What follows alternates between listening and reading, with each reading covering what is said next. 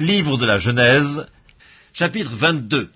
Après ces choses, Dieu mit Abraham à l'épreuve et lui dit, « Abraham » Et il répondit, « Me voici. » Dieu dit, « Prends ton fils, ton unique, celui que tu aimes, Isaac, va-t'en au pays de Morija, et là offre-le en holocauste sur l'une des montagnes que je te dirai. » Abraham se leva de bon matin, sella son âne, et prit avec lui 2 serviteurs et son fils Isaac. Il fendit du bois pour l'holocauste, et partit pour aller au lieu que Dieu lui avait dit. Le 3e jour, Abraham, levant les yeux, vit le lieu de loin. Et Abraham dit à ses serviteurs, « Restez ici avec l'âne, moi et le jeune homme, nous irons jusque-là pour adorer, et nous reviendrons auprès de vous. » Abraham prit le bois pour l'holocauste, le chargea sur son fils Isaac, et porta dans sa main le feu et le couteau. Et ils marchèrent tous 2 ensemble. Alors Isaac, parlant à Abraham, son père, lui dit, « Mon père » Et il répondit, « Me voici, mon fils. » Isaac reprit, « Voici le feu et le bois, mais où est l'agneau pour l'holocauste » Abraham répondit, « Mon fils, Dieu se pourvoira lui-même de l'agneau pour l'holocauste. » Et ils marchèrent tous 2 ensemble. Lorsqu'ils furent arrivés au lieu que Dieu lui avait dit, Abraham y éleva un autel et rangea le bois.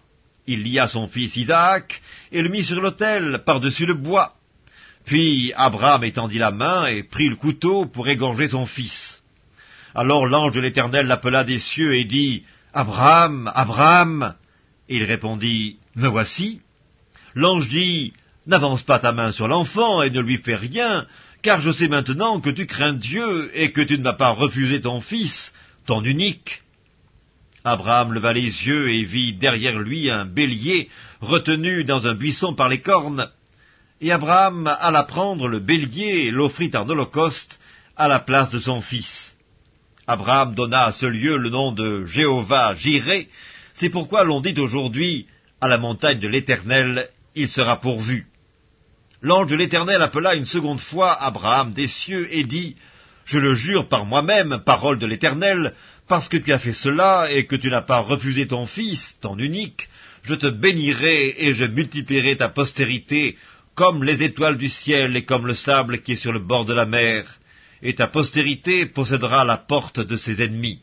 Toutes les nations de la terre seront bénies en ta postérité, parce que tu as obéi à ma voix. » Abraham étant retourné vers ses serviteurs, ils se levèrent et s'en allèrent ensemble à Beersheba, car Abraham demeurait à Beersheba.